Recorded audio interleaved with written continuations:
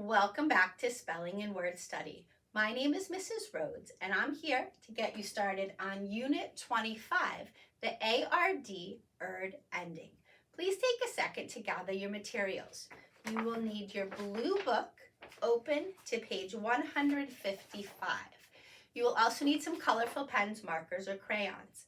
Remember, whatever I mark on my board, you should be marking on your page. Please save room for a key as well. You'll notice that I already went ahead and broke our words into syllables using those orange vertical lines. I also used purple check marks to mark off the stressed syllable in each word. Remember, that's the part of the word that we say a little bit louder and stronger. If you'd like to pause the video right now to add your own syllable breaks and stress marks, feel free to do that now. All right, so we have spent several weeks talking about R-controlled vowels. We know that when R follows a vowel, it makes a whole new sound. So for instance, AR says R in words like bar and car. OR says or in words like door or form. And ER says most of the time. So this week we are back to AR, but I want you to notice that all of our words this week end with ARD. And because that ARD shows up in the unstressed syllable, something weird happens to that AR sound. Instead of being pronounced R, it gets changed into an sound.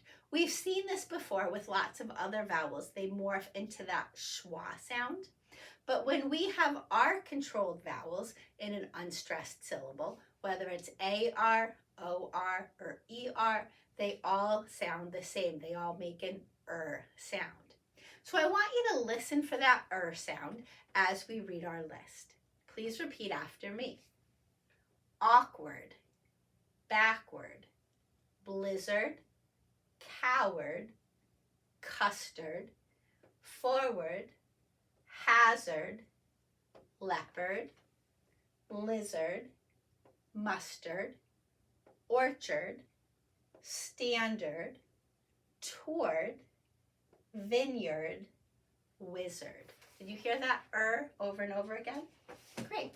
All right, so the first thing we're going to do is we're going to take a color and we're just going to put a box around the ARD because I want you to notice that every single word this week ends with ARD. I also want you to notice that the ARD is showing up in the unstressed syllable of each word. Therefore, we are going to pronounce it ERD. Okay?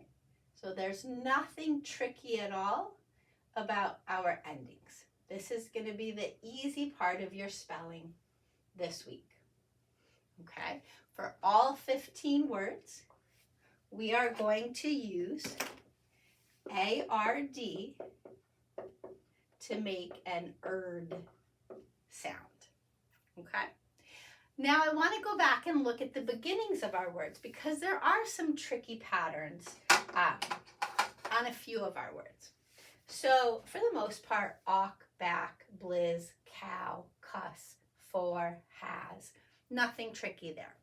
But look at the word leopard. Do you see how there's a silent O there? You're going to have to remember that. As you're writing the word, just remember leopard. Maybe you want to think of that O as a spot, right? Because leopards are covered with spots. So you got to put a spot in the middle of your word. Maybe that'll help you. Blizz, muss, or stand.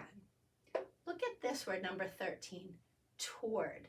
Usually the way we pronounce it, it sounds like one syllable, toward, but it's actually toward. This O is making a long sound, and then this W is silent, toward. I'm moving toward the board, okay? So remember to put that W in there. And then this word, vineyard, you might think there's a silent E there. Excuse me. And that's true. But this right here says vine.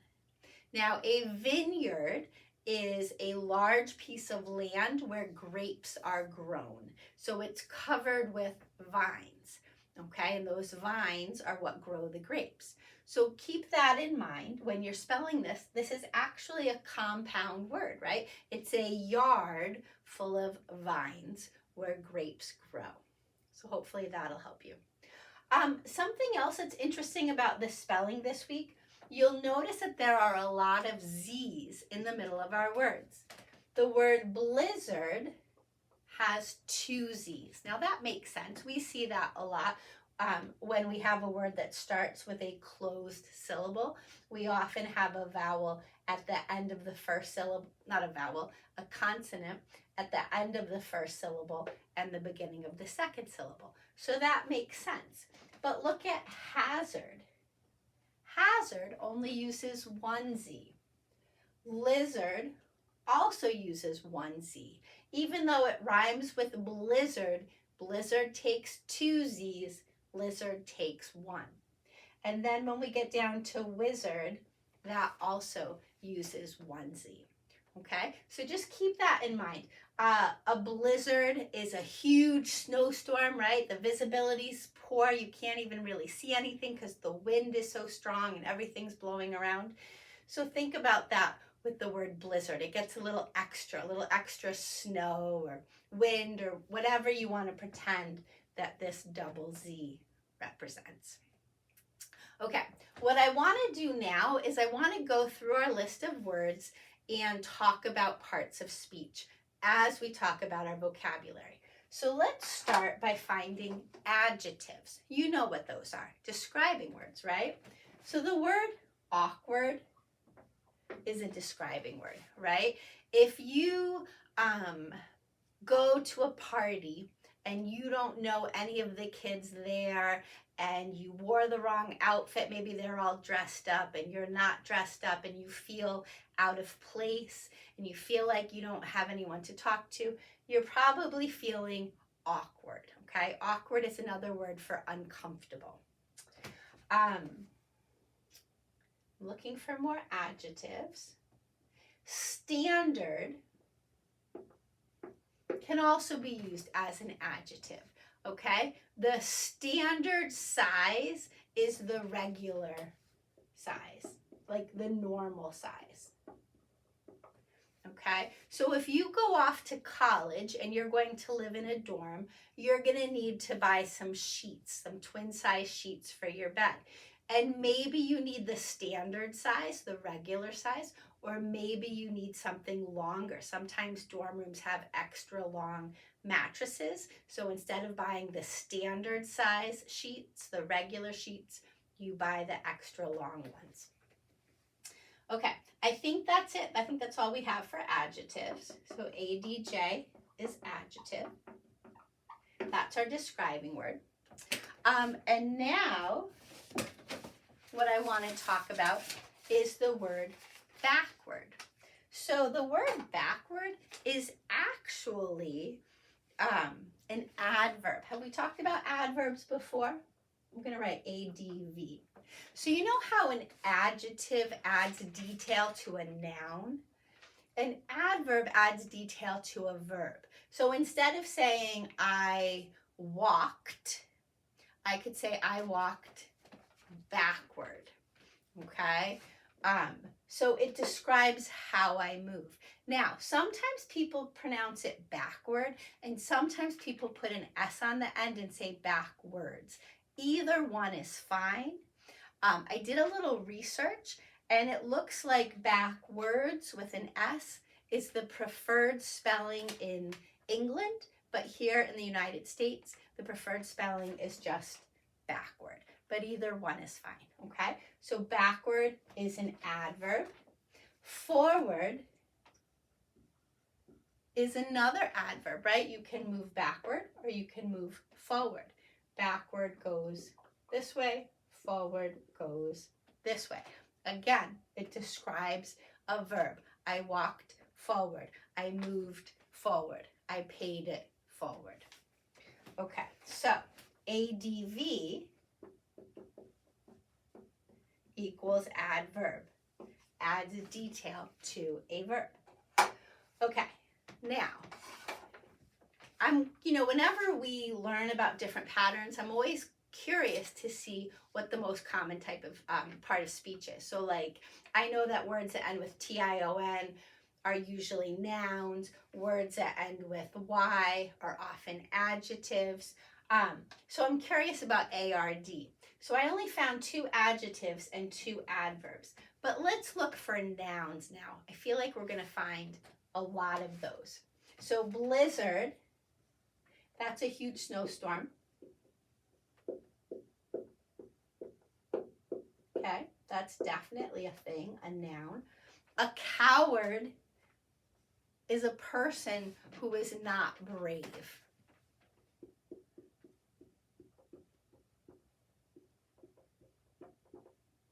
So if there was a mouse running around my kitchen and somebody needed to catch it, it wouldn't be me. I'm kind of a coward when it comes to furry little creatures. Custard is a noun. It's kind of like a pudding. Sometimes people make a cake, and instead of putting frosting in the middle, they might put like a custard, a lemon custard, or something sweet and delicious like that. A hazard is a noun. A hazard is a danger. So, if you're driving down the highway and there's a car that is broken down in the middle of the lane, well, that's a huge hazard, right? Somebody could crash into it. So that's why they put cones around the accident scene, or they put like flares or blinking lights to make people aware of the hazard so that they don't get hurt. So a hazard is a danger. A leopard is a type of wild cat that is known for its spots. So I'm going to say wild cat with spots. A lizard, that's a noun, right? That's a type of reptile. A cold-blooded animal that lives in warm places. Mustard, that's a noun, right? That's a condiment. Some people like to put mustard on their hot dogs. Some people put mustard on their sandwiches or their burgers. An orchard is a noun. That's a place where apple trees grow. So I'm just going to, for orchard, I'm going to write apple tree farm. Standard, I told you that's an adjective, but it can also be used as a noun if we're talking about a standard, right? I said that something that is standard is regular or normal. So in schools, we have standards, certain things that we expect kids to master. So those would be nouns as well. I'm going to skip this one for a second. Vineyard is a noun. So remember I said that an orchard is an apple tree farm. A vineyard is I'm going to say grapevine farm. Okay, because if you go to a vineyard, it's just covered with grapevines. And then a wizard, that's like a person who does magic, like Harry Potter, right? Training to be a wizard. So I'm just going to say wizard equals magical person. Okay, so back to my original question, which part of speech is more common with ARD endings? I think it's safe to say that most words that end with ARD are nouns. We do have a couple adjectives like awkward and standard. We have a couple adverbs, backward and toward. And then, backward and forward. And then I do want to talk about toward, because it turns out that toward is most often used as a preposition. Are you guys familiar with those? Preposition. So a preposition is a word that describes where or how or when something's happening. So if you think about a ball, you can put the ball in the bucket. You can put the ball behind the bucket, next to the bucket, on the bucket. All those words, behind, in, between, around, those are all prepositions. And you also often see them as part of a prepositional phrase. So, in the bucket, on the bucket, around the garden. Here we have the word toward. I walked toward the school. I walked toward the door. Toward the school, toward the door. Those are prepositional phrases. Remember I said that backward sometimes has an S on it? Same thing with toward. Some people use the word toward. Some people use the word towards. They mean the same thing, okay? But again, in the United States, it's more common to use the word backward and toward without that S. Okay, there's one more thing I want to talk about with you guys. When you get to page 158, I have a new prefix for you, and that prefix is FORE. And FORE is spelled F-O-R-E, and it means before, or it can mean in the front. So let's think about our forehead. That is in the front of our head. If you're putting on a play and you have all this stuff on the stage, you might talk about something that's in the forefront, that's in the front of the stage. So fore can mean in the front. It can also mean before. So if you think about a forecast, that's where the meteorologist predicts the weather before it happens. If you foretell something, you tell what's going to happen. You make a prediction beforehand. If you're reading a book and you find foreshadowing, the author is giving you just a shadow or a hint of something that's going to happen before it really happens. So when you get to this page, you're going to add the prefix FORE to each of these chunks to make words like forehead, forefront, foreshadow, foreclose. And then once you fill those in, you'll have a little word bank. You'll use those words to fill in the sentences below. Now, I want you to look at the word forward, okay? Because there really should be an E there, right? Just like towards means you're heading to something. Forward means in the front, right? So if you move forward, you're moving to the front. So just keep that in mind. All right. So I want you to imagine that E there, though. I don't want you to actually write it in there, okay? All right. Now, that's all I have for you. Good luck, and I will see you next time. Bye-bye.